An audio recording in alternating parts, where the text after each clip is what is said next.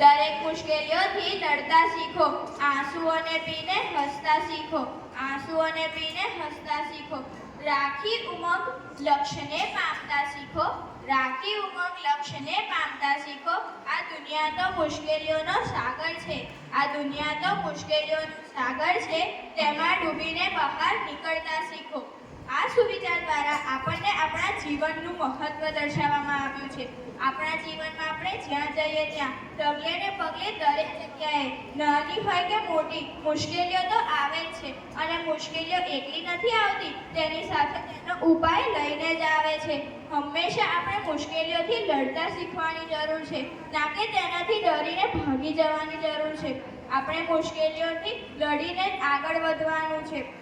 આપણે આપણા લક્ષ્યના માર્ગ તરફ જઈએ ત્યારે પણ ઘણી બધી મુશ્કેલીઓ આવે છે.